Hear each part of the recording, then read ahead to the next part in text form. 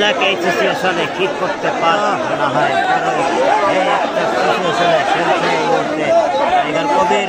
তাকে এই আক্রমণে এই যুগে তাকে মেরে আসতে হবে, না হয় 300 লোক এখনো পড়েনি। এরকম একটি ম্যাচ মিনিমাম 3000 লোকের লাইভে আপনারা কি করছেন দর্শক? ম্যাচ নিয়ে আনন্দে মেতে উঠেছে সত্যি। আজকে 2024-এর এই নতুন বছরের সেরা একটি ম্যাচ হতে যাচ্ছে। আজকে প্রথম রেডে আক্রমণে গেছিল বাপ্পি টাইগার, 100 বলে 100 আউট করে তিনি ফিরে গেলেন আর নিজের কোর্টে এখন যাচ্ছেন। সত্যি একটি করছি। একদিকে টাইগার কবির, তার সাথে রয়েছে টাইগার বাপ্পি, এরশাদ, সোহেল, লেবুর মতো ভোলার মতো অসংখ্য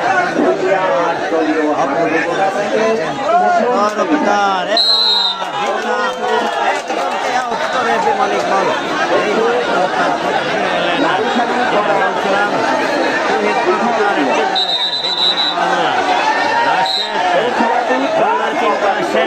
হায়না মামুন রয়েছে, গামছা, রবি, রোহান খান, সেরা সেরা তারকা খেলোয়াড় তাদের খেলা আজকে উপভোগ করছে। আজকের এই মোহাম্মদপুরের ভুলিয়াবাসী তারা আনন্দে মেতে উঠেছে আজকে 2024-এর সেরা এই ম্যাচটি নিয়ে। আমরা দেখতে পাচ্ছি বাপ্পি টাইগার একেবারে আগের মতো গর্জন দিয়ে অপর পক্ষের শিবিরে আক্রমণ করছে, হারা দিয়েছে। দেখা যাক কি হয়। সবল মারছে এবং বলে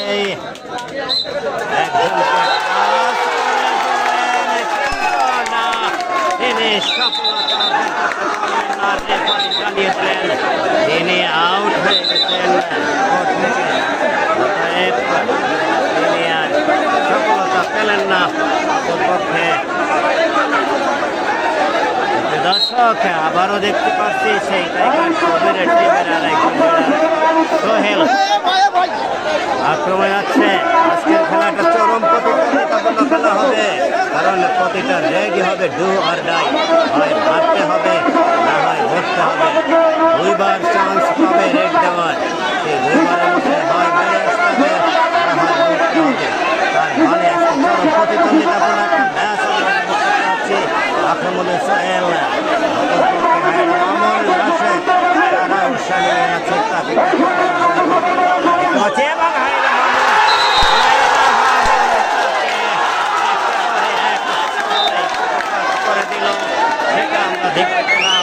দারুণ উপভোগ্য হয়ে গেছে এই ম্যাচটা।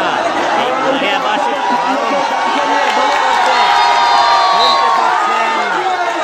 আবারও যেহেতু ব্যর্থ হয়েছেন তাদেরকে আবারও আক্রমণে বেড়ে দিতে হবে। টাইগার কবির আক্রমণে এখন আসেই বাংলাদেশের সেই আবেগ ঘনক, যার নাম শুনলে প্রতিটা হার্দিকের হৃদয়ে একটা আলাদা আবেগ অনুভূত হয়। সেই আবেগের খেলোয়াড়, সেই আবেগের কেন্দ্রবিন্দু এই টাইগার কবির এই মুহূর্তে আক্রমণে এবং রাশেদের শিবিরে ইন্টারভিউরের সেই সেরা দুই ক্যাচার দুই কর্নারে রয়েছে, মাঝে আছে গামছা রবি। দেখা যাক কি হয়। আমরা অসাধারণ একটা মুহূর্ত, ওয়ান্ডারফুল মোমেন্ট। এই মুহূর্তে মানুষ অধীর আগ্রহী টাইগার কবিরের দিকে তাকিয়ে আছে, হয় মারতে হবে না হয় পরিস্থিতিতে আক্রমণে কিন্তু তিনি পারেননি মারতে, তিনি ফিরে আসলেন। তাকে সম্ভবত আবারও রেড দিতে হবে, সেকেন্ড রেডে যদি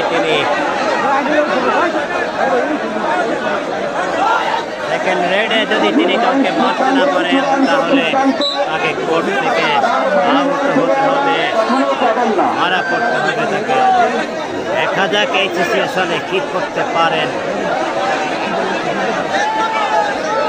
দর্শক। আরো না হয় আরো এই একটা সিচুয়েশনে খেলছে এই মুহূর্তে টাইগার কবির। তাকে এই আক্রমণে এই যুগে তাকে মেরে আসতে হবে, না হয়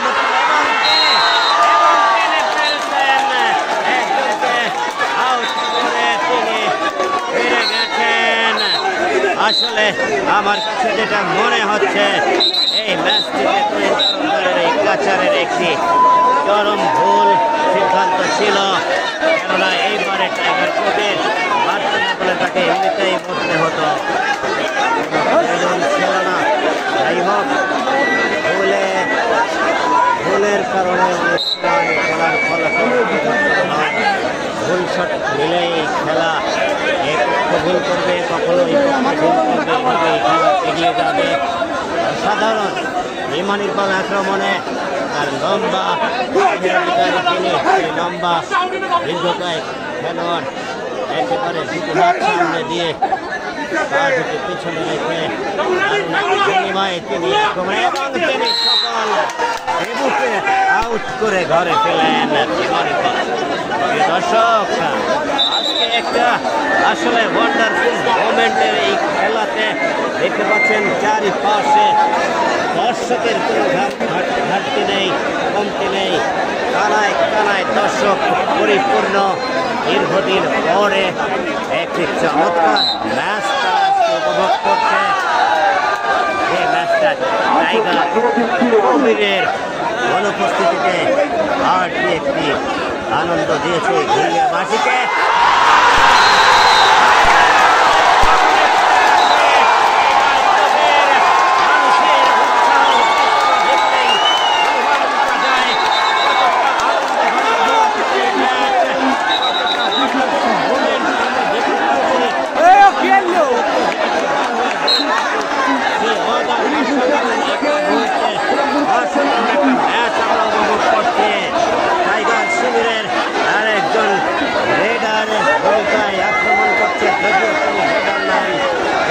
কেননা টাইগার শিবিরের কোনো রেডার এই মুহূর্তে আর জীবিত নেই, তারা সকলে মৃত কোর্টের বাইরে অবস্থান করছেন। দেখা যাক হায়না মামুন এবং সেই রাশেদ বাংলাদেশের হট ফেভারিট দুই ক্যাচার দুই কর্নার তারা আক্রমণ চালাচ্ছে এই রেডারকে করার জন্য। দেখা যাক কি হয়।